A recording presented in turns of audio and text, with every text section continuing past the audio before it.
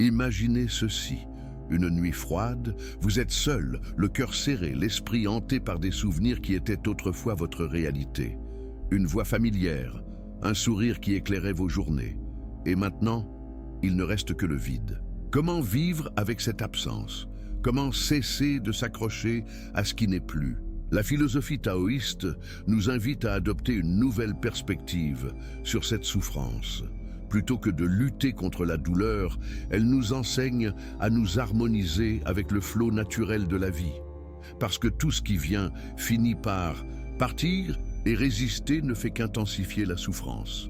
Lorsque nous aimons quelqu'un, nous avons tendance à nous y attacher comme si cette personne était un élément permanent de notre existence. L'amour naissant est un tourbillon d'émotions où nous voulons figer chaque instant, chaque sourire, chaque échange complice. Pourtant, selon le taoïsme, l'univers est en perpétuel mouvement. Rien n'est statique. Lorsque nous refusons d'accepter cette réalité, nous souffrons. Plus nous nous accrochons, plus nous craignons la perte.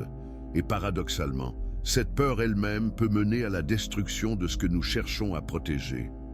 Dans le Zhuangzi, un texte fondamental du taoïsme, un collecteur d'impôts du nom de Pei Kung-she explique qu'il ne résiste jamais aux événements.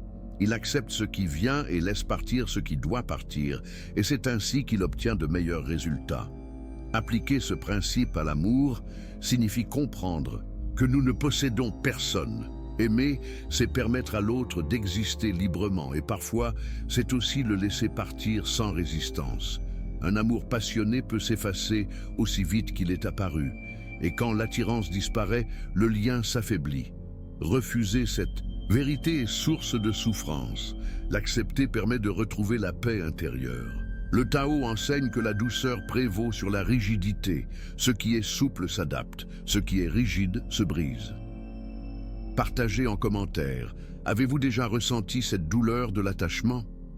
Comment l'avez-vous surmonté? Zhuangzi raconte l'histoire d'un arbre tordu que personne ne voulait couper, car il était considéré comme inutile. Mais c'est justement cette imperfection qui lui permit de survivre et de grandir majestueusement.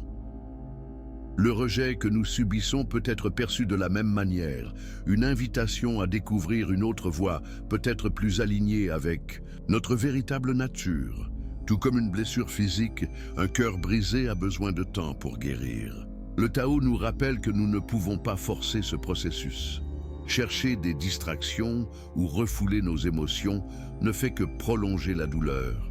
Laisser la tristesse nous traverser sans résistance, au contraire, nous permet de l'intégrer et de la transcender. Maîtriser la vie, c'est apprendre à cesser de lutter contre ce que nous ne pouvons changer. La rupture est une transformation naturelle, une invitation à embrasser un avenir différent. Si nous acceptons le changement, il devient une force plutôt qu'un poids. Et avec le temps, nous pouvons même en voir les bienfaits. Plus de liberté et plus de sagesse, plus d'opportunités. Partie 8. Conclusion et appel à l'action. Laisser partir quelqu'un, c'est honorer le flux naturel de la vie. Rien n'est permanent et c'est cette impermanence qui rend chaque moment précieux.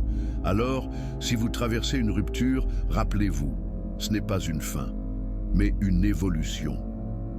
Si cette vidéo vous a aidé, aimez, partagez et commentez votre expérience.